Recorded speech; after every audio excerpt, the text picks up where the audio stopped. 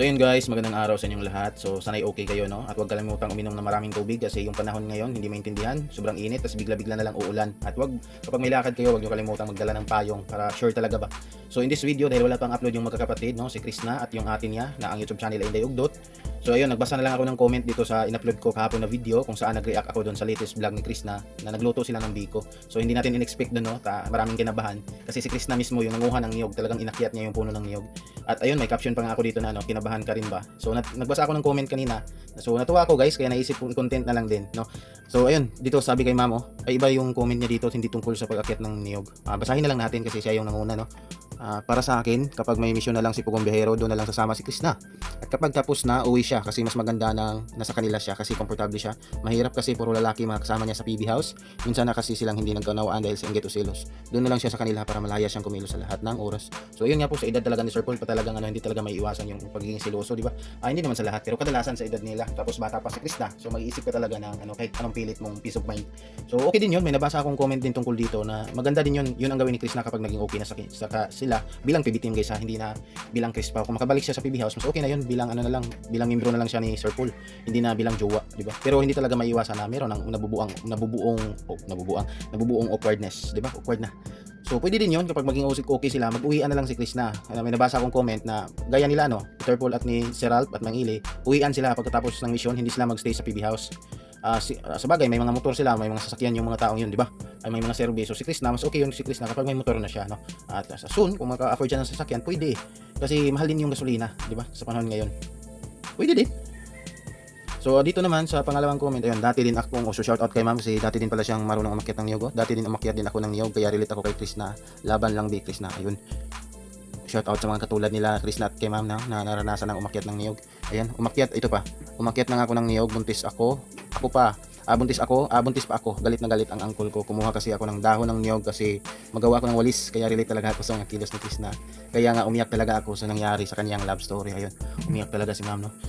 Dito naman kay ma'am, sir, dapat ipagmalaki si Krishna, mabuhay na independent at bihira ang kagandahan, lalo ba sa mga ginagawa niya dahil sa lahat. Mahal namin siya. So ayun nga, plus points talaga yung pagiging maganda ni Krishna, no. Marunong siya gumawa sa mga gawaing pang lalaki, tapos yung ganda is nandun ba. So ayun, yung dagdag points talaga sa kanya.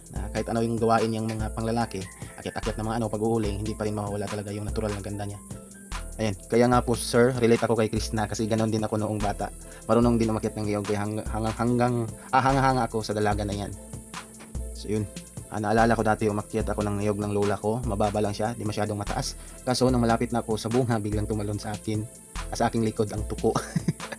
Diyos ko po, napatalan ako ng di oras, mabuti di ako napilayan, di na ako umulit pa, nadala na ako. Delikado talaga yun, no? So pasalamat na lang din ako na sa ilang beses ko nang umakyat ng niyog, hindi ko pa naranasan na tinalunan ako ng tuko. Maskin ako guys, laki ako, pero pag may tumalon sa akong tuko, parang hindi ko na talaga may isip pa ng hanapan ng paraan, talagang tatalon din ako, no? So swertihan na lang kung mataas yung niyog or mababa, kasi kung mataas yung niyog papipilayan na talaga, no choice. Ratol na. Mabuti lang kung toko kung ahas. Minsan kasi may ahas doon na pumupulupot sa sa taas ng niyog. Maraming nangyayari ng ganyan. Yes, ako marunong din ako umakyat ng niyog sa taas pa kami kumain ng buko sa taas. So marami din palang mga babaeng marunong umakyat ng niyog, no? Sinabi ko kasi dito sa video ito na bihira lang yung mga babaeng umakyat ng niyog. Marunong. So madami din pala. So for sure itong mga marunong mag-akyat ng niyog, mga din itong mga dalagang bukid ba, no? Na lumaki sa probinsya. Kasi hindi talaga maiwasan yun na no choice ka na ikaw na lang talaga yung umakyat ng niyog. Luwag ang tawag sa amin sa Tagalog, sandok. Ayun, luwag. Bisaya pa ko ma'am, luwag din po yung tawag dito sa amin. Bagol yung ginamit. Dati umakyat din ako ng niyog pero mula nang may daga na tumalon galing sa taas. Ayaw ko na. So ayun, may na-trauma na si ma'am. Daga pa naman. Iba din tong kang mamo. Yes, may nakatulog pa nga ako dyan sa taas ng niyog. Easy lang pagbata ka pa. Ang ginawa ni Chris na sim kami. Yun, iba din yung kay ma'am, no? Natulog siya mismo dun sa taas ng niyog. Pwede naman yun talaga. Diyan naman talaga ako humanga kay Chris na. Kaya siguro diyan siya nagustuhan ng mga viewers. Kaya di talaga ako naniwala sa mga paratang nila ni Krishna na kung ano-ano na lang ang kapal ng mukha. Pagkatapos nilang gamitin si Krishna, basta nila iwan sa ere, lalong-lalo na ang pugong na yan, manggagamit talaga. Ayun, sinagot siya dito, hindi naman siguro ginamit para makilala dahil matagal nang kilala si Pugong Bihero pero teleserye. Ayan, hindi talaga. Sangayon din ako dito sa sumagot na hindi talaga yung ginamit para makilala kasi with or without Krishna is kilala na talaga si Sir Paul siya yung sa future bilang charity vlogger, siya yung nangunguna. 4 million subscriber madaman, biruin mo yun, di ba? Ayun, sana hindi din takapit kasi natin dito guys, itong yung tungkol sa niyog, hindi na lang natin ito ituloy basahin sa kanila opinion din nila yan. So may kanya-kanila naman. So ayun, wag na kasi mapalala-palalo. Tapos na yung tapos na yan kasi. Dito na lang tayo sa mga tungkol sa niyog. Baka mabash pa tayo, no? Yun. Bao ang ginawang sandok uluwag. May abangan pa tayo dyan sa pag-igib ng tubig ni Krishna. Ayun. Madami pa tayong abangan dyan, no? So sana nga yung yung soon na kapag may pera na talaga siya, may kaya na siya is hindi niya kalimutan yung mga gawain ito, yung papakitaan pa rin niya tayo. Kahit minsan lang kasi nakakamiss din talaga itong Krishna na version ni Krishna ngayon na sanay sa pagpakita sa atin ng mga gawaing bukid, no? Sayang kung magkatuluyan sana sila ni Sir Paul, maganda sana kasi si Krishna ang lalaki, si Sir Paul ang babae. Ayun nga. Mas lalaki pa si Krishna kay Sir Paul, no? Pwede naman si Sir Paul na lang yung maglaba, maghugas. Si Krishna na lang yung pero mayaman naman, no? May makukuhang yaya, no? Helper sa bahay. Minsan din ako tumira ng bundok pero hindi ko kinaya talaga umakyat ng niyog. At kahit pagbitak ng niyog, di ko alam. Pagkagod lang ng niyog ang kinaya ko nung panahon. So kaya nga sinabi ko na bihira lang talaga. Kasi mismo yung mga kapatid kong babae is hindi rin marunong umakyat ng niyog. Kahit pagbitak hindi rin. Kaya karamihan talaga hindi marunong eh. Pagkudkod is easy lang naman yung pagkudkod, no? Patong ka lang dun sa tinatawag namin dito na kaguran. So okay na. Ayun, si Ninita at Mylene nga umakyat ng niyog, binabawalan ni Tito Hearn. So hindi ko nakita itong part nito, guys, na umakyat sila ng niyog. So expected na yun na marunong sila, yung mga katutubo pa naman, sobrang sanay, no? Sobrang sanay din yung mga gawain na ganyan, lalo na sa Mylene at si Ninita. Expected na yun. Mabigla na lang tayo yung marunong umakyat ng niyog, yung mga mga babaeng nasa lumaki sa syudad, tapos makikita mo na lang umakyat ng niyog. Kahit nga dito yung mga babaeng sa probinsya, hindi pa rin marunong umakyat ng niyog. Naakyat ko rin ng niyog sa amin sa Bisaya pag gusto kong butong. So ayun po, may mga niyog naman talagang madaling akyatin, lalo na yung tinatawag dito sa amin ng bilaka, yung mababa lang na mga niyog. Aakyatin siya pero ilang hakbang lang yung kailangan, hindi mataas talaga ba? Medyo hindi ka kakakabahan, no? Okay yun, akyatin ng mga babae, pero yung mga mataas, wag na talaga kasi iba din talaga yung lakas ng babae. Hindi tulad ng mga lalaki na talaga, pangakyatan talaga. Ay oo nga, ako din, kaso sabay ko natumba ang puno. Ano kaya yung kuha ni ma'am? Feeling ni ma'am na pag akyat mo ng niyog tapos natumba yung inakyat mo. Kinabahan ako sobra noon kasi yung puno sa amin, nagalit yung yung puno hindi sa amin, nagalit yung kapitbahay kasi nadaganan ko yung mga bunga. Puno kasi ng kamatis yun. Ay gagi. Kamatis, gagi to, joke to si mami. Puno ng kamatis, na akyat ba yun? Maliit lang yun Basa-basa pa ako sa comment na to, joke lang pala.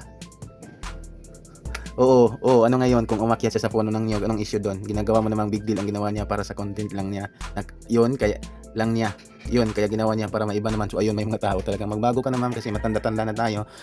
Lawakan ang pangunawa, no? Yung comprehension natin, lawakan natin. Kasi huwag tayong toxic. Sabi ni mama, ano ngayon kung umakyat siya sa puno ng niyog, anong issue doon? So yun po yung ito po talaga yung resulta. Mawawali ka talaga. So siguro ang pinagbasihan niya dito sa comment pagkakita niya ng video ko, kasi yung thumbnail kasi, sadya kasi yun bilang YouTuber, sadya yun para maingganyo. Kung pwede nga ilagay mo sa thumbnail mo kung yung mga maka-trigger talaga sa mga viewers na magkaroon sila ng rason para i-click yung video mo. So bilang responsible viewers na lang, ikaw na lang yung panoorin mo na lang ng buo nang sa ganun malaman mo kung ano talaga yung laman ng video, hindi yung nagbabase ka lang sa title, nagbabase ka lang sa thumbnail. Ang thumbnail, guys, is katulad nito yung mga katulad nito kay Sir Paul in-upload hapon, ito po yung thumbnail. Bago mo i-click yung video, ito yung unang makikita mo. Ayan, yung may mga sulat-sulat, yung mga ganyan, yan po yung thumbnail. So be a responsible viewers, kasi si Sir Paul nga minsan gumagamit din ng technique na ito na ayun, yung mga prank ni Sir Paul noon nila kay Nanay Lorna or sa ibang mga scholar noon, di ba, minsan na rin tayo yung prinank tayong mga viewers, prinank nila, tapos ang ilalagay sa thumbnail is ayun, talagang magka-interest ka talagang panoorin. Bakit anong nangyari yung ganun? Kasi sa title at sa thumbnail iba. Pero pagka panood mo ng video yung buo, doon mo na malalaman, ay, sa thumbnail lang pala yun, it's a prank lang pa yung pala yun. So yun po yung isa sa mga paraan ng YouTuber na magkaroon ng viewers. So be responsible, no, ma'am, Ma'am Jocelyn. So yun, panoorin ang buong video, huwag magpadala sa thumbnail at title, kasi bilang YouTuber, isa po yun sa mga paraan, no? So ako, fan ako ni Chris Nar, Peking Koreana. After ko mapanood, gumagawa ako ng video, ayun, nagre-record lang ako dito sa aking screen. Hindi ko kinuha yung video nila or sinasabi ko lang yung mga gusto kong sabihin. So ayun, sana'y wag pong marami ang katulad niyo mag-isip. Ikaw lang po yung naiiba dito. Lahat puro positive. Ikaw lang yung nag-iisa. So may problema ka siguro. Ayun, akala ko rin, sir, ay lalaki yung nag-akyat, pero napansin ko doon ako kinabahan. Ayun nga, ma'am, kasi yung una si Chris na yung nagsungkit. So sungkit nilang kasi sana nila yung niyog. Tapos nahirapan siya, so ibinigay niya sa lalaki. Tapos yung lalaki nahirapan din sa pagsungkit. So sabi ng lalaki na aakyatin niya na lang. So sabi naman ni Chris na nga, ako na, no, siya na lang yung aakyat. So kinabahan din ako nung una kasi Siyempre naman babae, di ba? Tapos pagkakita ko sa purman niya, at sanay-sanay naman, sobrang sanay niya, no, daw siya mag ano sa mga hakhak, yung mga patungan ng paa kapag umakyat ka. May mga niyog naman na walang hakhak, yun yung mahirap talaga akyatin. Yung mga walang anuhan mo sa daliri mo ba para makapag ano ka ng ibang hakbang, yung mga paakyat bitaw, mga patungan ng mga paa mo. May mga niyog na walang hakhak, yun yung mahirap talaga akyatin. Nakangangalay yun. Pero yung niyog naman na yun is may hakhak siya, pero medyo safe siya. Pero ayun nga, dahil babae si Krishna is kinabahan pa rin tayo. Mas madali lang po umakyat sa puno ng niyog at magbalat at magkagod ng niyog. Basic lang po yun. Ang pinakamahirap ang mag-uling ay iwan ko kung kaya ba ni PB Onji at Madam Yola. Mas lalaki pa si Krishna kay PB Onji at Madam Yola. Gaya ng mga nabanggit mo der kay Krishna, very natural ang kinkilos, walang itinitago sa buhay. I love her. Sana lang magamit niya lahat ng gusto niya sa buhay. Madali lang naman magbiko, simple lang naman. Ayun. Good evening po sir, sorry late ako napanood watching from Kuwait. Pwede ma-reactionan ka, mag-reaction ka din kay Sir Paul ngayon niya upload sa YouTube. Ang saya ko sobra. So ayun, shout out kay ma'am, no. So hindi po pwede ma'am kasi ayun, sobrang strict po nila, no. Itong YouTube channel ko is na copyright strike na nila. Hindi ko nga alam kung kung paano yung tanggalin yung copyright strike. Si YouTube kasi 3 copyright strike lang yung kailangan, mabubura na yung YouTube channel mo. So sa akin, na lang, isa na lang yung kulang. Naka-copyright strike na ako nila Sir Paul doon sa ginawa kong video noon nung teleserye nila kay Ninita, doon sa hanggang part 10 ba yun? Yung teleserye nila kay Ninita. At doon sa nung part 4 pa lang, part 4, may ginawa na ako agad na content na hindi ako mismo kumuha talaga ng mga video nila ha. Nangunguha lang ako ng larawan tapos sinusunod-sunod ko yun. Tapos nilagyan ko ng effects. Yun, kumbaga yung parang larawan is para excuse me, parang gumalaw siya dahil sa effect, no? Tapos may script ako na ginawa doon. Tapos ang ginawa kong title and thumbnail doon is top 10 10 sign kung bakit nasabi kong prank ang pagsama ni Ninita sa lalaki, no? Sa akin opinion ko 'yon, yung 3 sign na bakit nasabi kong prank yung pagsabi nilang nawala si Ninita dahil sumama sa lalaki nung si Ariel noon, yung dinala si Ninita sa taas ng puno, yung may bahay. So yung 10 sign na nakita ko para malaman din ng iba kasi nadala din talaga ako ng emosyon ko noon kasi nabash sobra talaga si Ninita nung hindi pa nila isinabi na teleserye, no. Ginawa ko yung content na yon sa part 4 pa, no. Kasi marami na kasing naniwala at si Ninita yung pinagsabihan na ng hindi maganda sa mga sobrang na ni Krishna doon sa comment na yon. Kawawa na talaga si Krishna kasi karamihan naniwala talaga. So ayun, nadala ako bilang viewers at marami akong napansin na yung action nila para sa akin is hilaw. Marami akong nakitang sign na hindi totoo, no, prank lang. So ayun, ginawan ko ng content sa yon. In-strike ni ng Pugong Bihero mismo yung nag-strike para matanggal yung video ko. Ayun, natanggal yung video ko, dinilit ni YouTube kasi ni-strike nila ng copyright. Hanggang ngayon, di ko pa alam kung ano yung gagawin para mawala yun sa YouTube channel. Kaya kapag may mag-copyright strike pa ng isang beses, wala na talaga itong YouTube channel ko. Burado na. So kaya ingat, hindi na lang ako sa kanila kasi karapatan din naman nila yon. So dito na lang ako kay Krishna. Totally hindi naman ako talaga nag-react na nagpapakita ng mukha or bini-video ka lang yung screen ko patapos kong manood, no. Sinasabi ko lang yung gusto ko. So ayun, pero nanonood pa rin ako ng mga vlog ng PB Team. Pero hindi na ako gumagawa ng video tungkol sa kanila kasi baka mabura pa yung YouTube channel ko, guys. So ayun, maraming salamat sa panood ng video ito, guys, at maraming salamat sa mga positibong comments dito sa in-upload ko kahapon. Marami parang nakarelate dun sa ginawang pag-akyat ni Krishna sa niyog. Kala ko bihira lang pero marami palang babae talaga. Alam ko mga babaeng probinsya din ito, lumaki din sa probinsya, no, na may mga panahon talagang no choice na sila na talaga yung aakyat sa puno para makuha yung gusto nila. Halimbawa yung dahon na tukog, yung tukog na gawing walis, at kung gustong kumain ng butong at no choice, walang makakaakyat na iba, so sila na lang.